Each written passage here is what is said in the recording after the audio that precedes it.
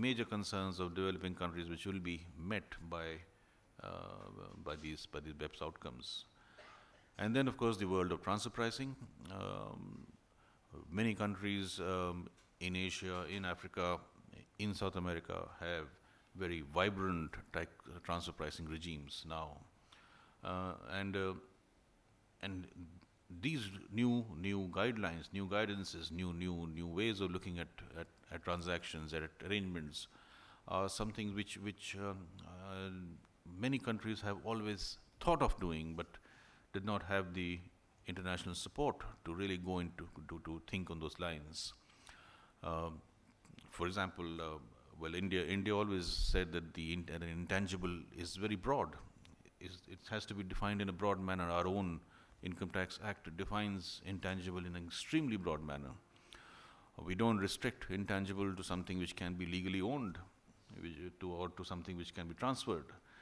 Uh, the new guidance will come up with an understanding of intangibles which is much broader than what was currently understood. And that's going to give a lot of comfort to many nations, including to India.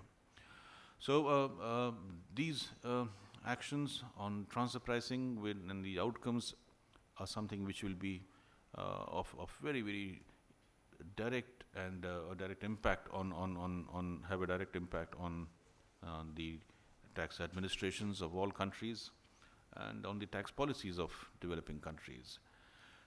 So in many, many ways, in transparency, in cooperation, in these technical inputs, the BEPS outcome or the BEPS project assumes a lot of importance for India, for many countries like India, and for many countries who are developing and are still trying to come out of their economic mess.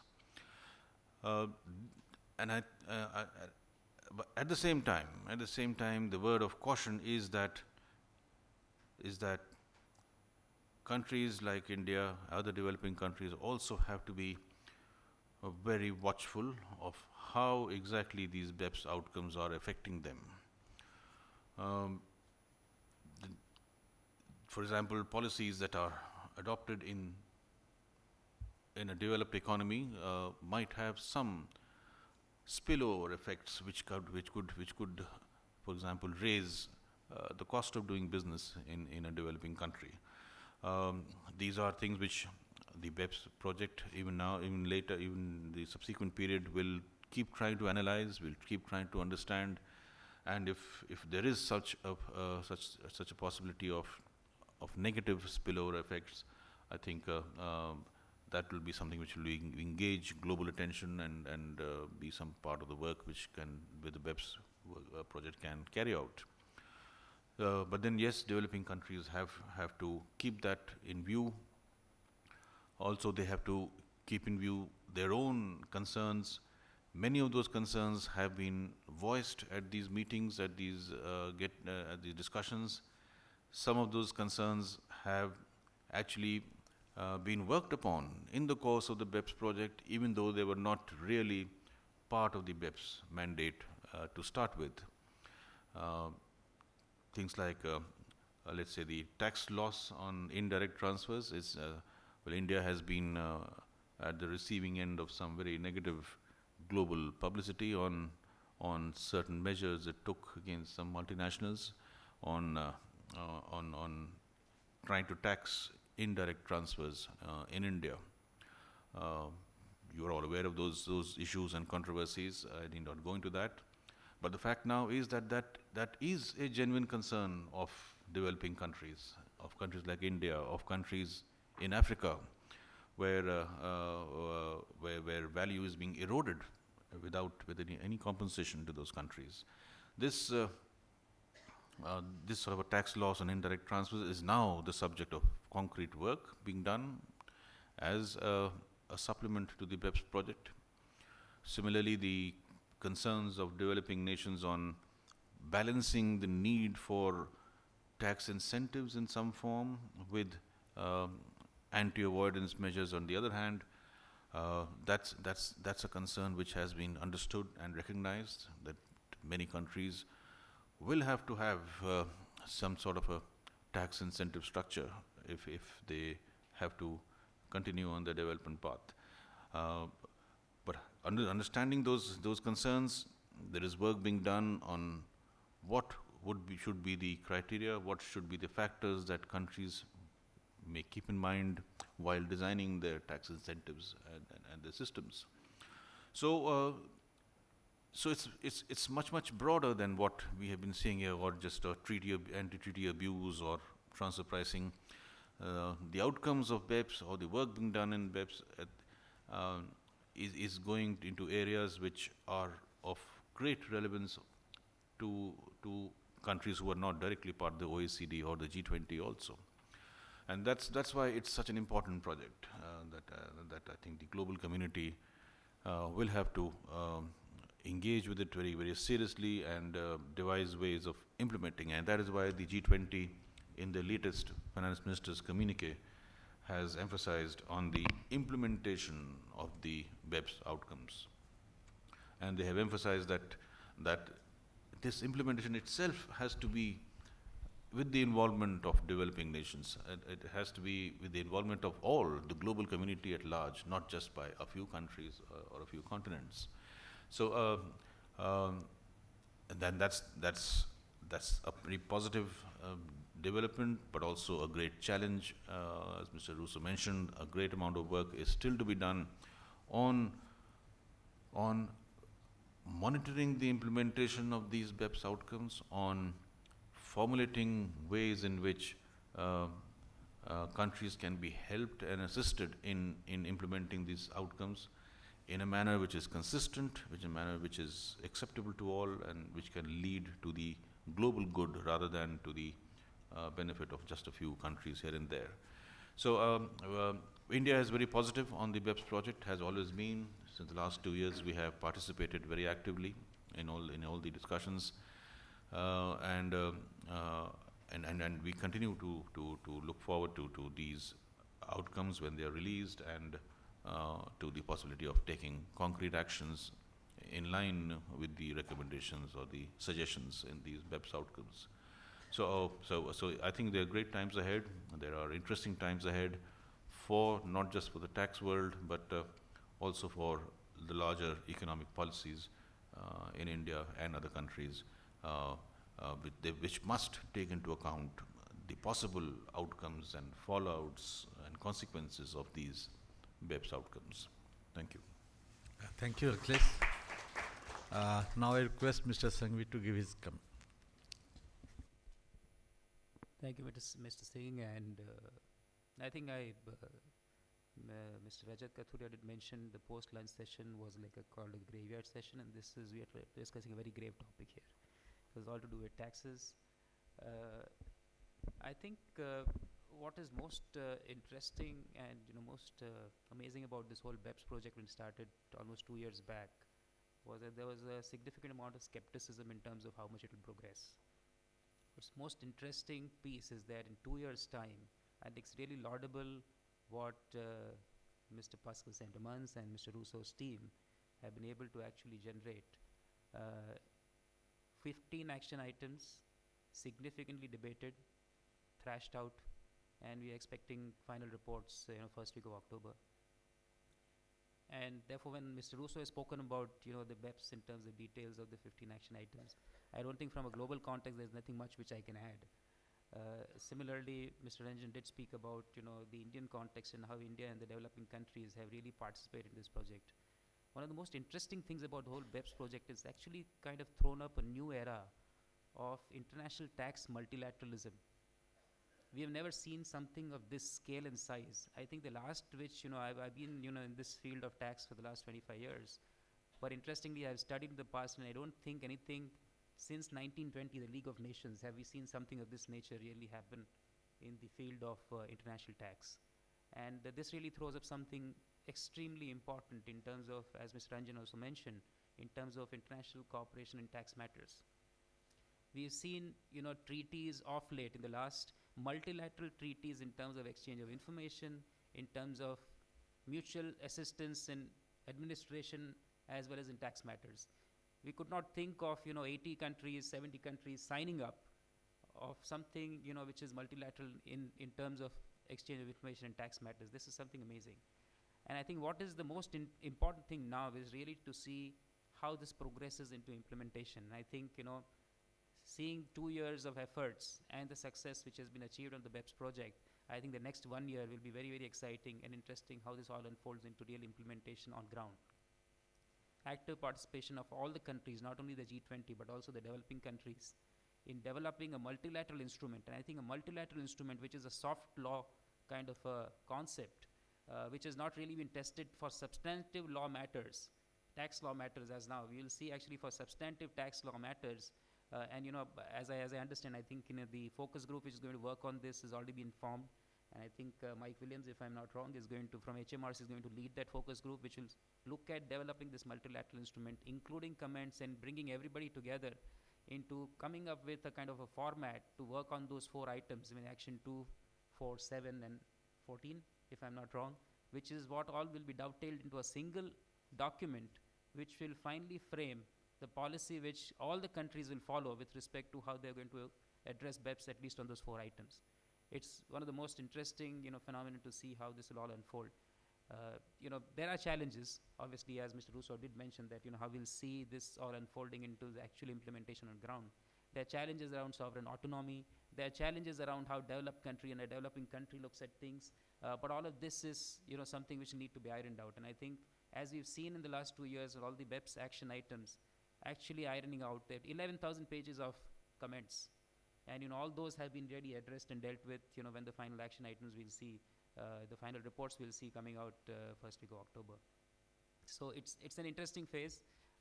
You know, we really need to now focus on how all this will unveil.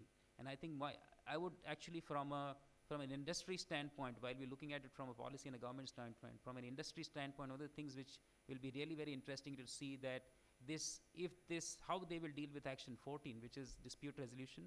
There are some areas to be ironed out still in terms of how you make mandatory and binding dispute resolution, if at all that's feasible. Does it encroach upon sovereign autonomy of governments in terms of, you know, tax matters? Or if not, you know, how do you ensure that there will be certainty and, you know, less amount of subjectivity in terms of how business takes this forward?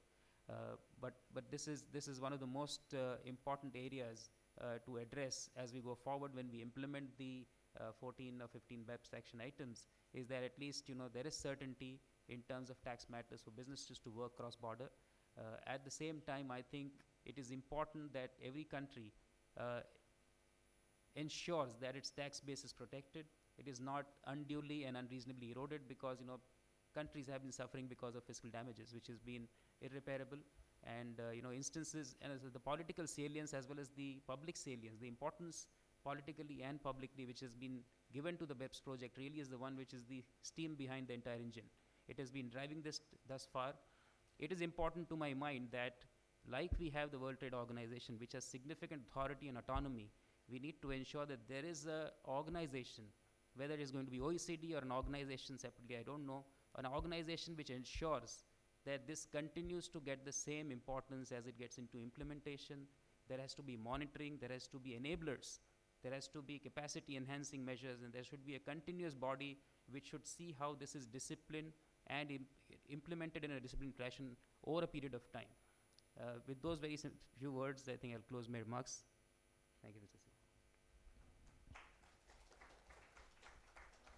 Singh. Though we are running late, but not really late. We have been time basically, but still we can take some questions from the audience. Please. Yeah.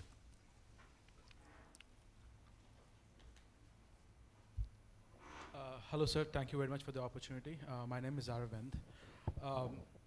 I think BEPS is a great project. I'm more interested in knowing how BEPS can actually resolve an issue or few issues which India is facing currently in its tax system. Recently, we've been hearing a lot about the applicability of minimum alternate tax on foreign institutional investors.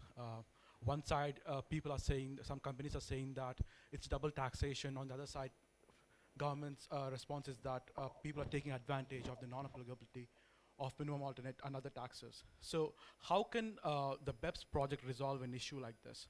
So I would like to know the Indian context of it, so either of you can answer this question. Well, thanks for the question. I don't think it really directly relates to what the work in BEPS is all about, because the controversy that you have mentioned, um, it, it, it in fact never should have become a controversy. It was essentially a domestic tax issue, which was fueled by a certain ruling by one of our authority for advanced rulings.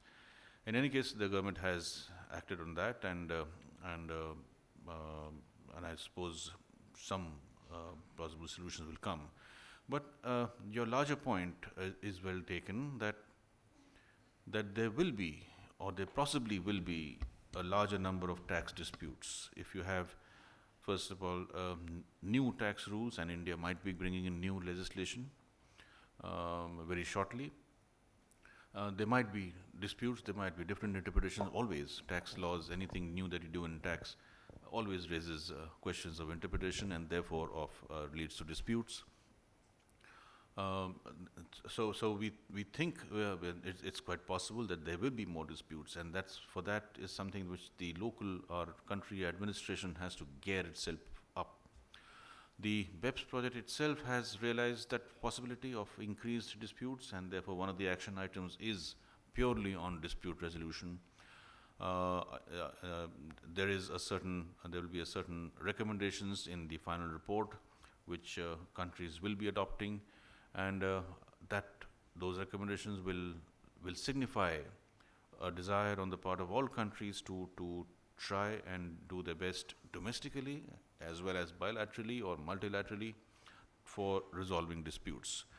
That doesn't take away the responsibility of the Indian tax administration to come out with some specific measures which can enhance dispute resolution. I think the government here in India, and particularly the tax administration, has been very alive to this concern, which is a concern raised in every fora, in every place. I think many initiatives have been taken, are underway, in which which are trying to identify the sources of these disputes, why exactly are they happening, and then trying to bring in solutions that are consistent with internationally followed practices and which can also work in the domestic environment.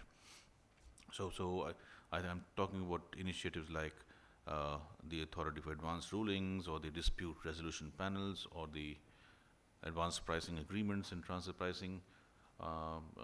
There are several avenues where work has been done, and more work probably needs to be done. But yes, the government in India is quite aware that this is an area which it will have to address very, very seriously. I have two questions to Mr. Okay, Rusu. I think Which is something else. gentleman here, if you don't mind. Just please. After him, then you can. Yeah, I very much enjoyed Rafael's stimulating presentation as well as the insightful comments. I have, it is in where? Yeah. I have two questions which may reflect my ignorance, perhaps, right? The first question is that with the rapid expansion of global production sharing, the share of parts and components internationally traded has been increasing significantly. It can account for about 40% now. Now, these products do not have prices. They are relation-specific transactions. Now, how do you implement transfer pricing regulations for these type of products? Because you do not have what you call reference prices, right? The second question relates to the complexity of the procedure you are suggesting. As you correctly identified, administrative mechanism, setting up this administrative mechanism is going to be very costly, and particularly in developing countries, right? You are suggesting imposing another layer on a already very weak admin mechanism in these countries. Then the question is, why don't we focus at the root cause of the problem rather than trying to address this through administrative mechanism. Root cause is vast tax rate differentials across countries. And again, import tariff structures are cascading. And all these things contribute to all the manipulation. And there are many studies at country level, particularly in Chile, when you shift a cascading tariff structure to more equal uniform tariff, naturally income tariff revenue increase, right? Now, these type of direct measures would be less costly. At the same time, by reducing distortions, it can improve economic efficiency as well. Why G20 wants to spend time on this massive project, which is very costly, instead of trying to address the issue at the root? Yeah, thank you. Yeah, please. No, the questions are very good, so I don't see any ignorance coming out of the questions, and actually are very difficult questions. The first one is about the GVC, global value chains, and the answer to that is that first, there are a number of methodologies that are included in these transfer pricing guidelines that allow to get you there indirectly rather than directly. So you don't necessarily need a similar widget sold to an independent parties, but you can get there indirectly. Whether more work for lawyers, because you do not have reference prices, right? yes. We are thriving law profession created by this problem. I'm not sure about that, but my point is a different one, is that it is possible, but at the same time, probably it's not different. It's very similar to what you say. At the same time, it may not be easy. So what is a different way to doing, and that's something that we are exploring in the follow-up work that should be finalized by the end of 2016, is what it is called profit split methods. So rather than going and looking for, I need to find a glass that is similar, that is sold to an independent, I look at situations that are so integrated and for which I don't need to go necessarily into the comparability item by item, but I can look at the whole lot of the transactions that are involved and say, okay, how much would belong to one party and how much would belong to another party? Something that is done for decades now in a very specific industry, which was already 10 or 20 years ago very much integrated, which is the global trading of financial instruments, where you had traders in New York, London, Hong Kong, and they would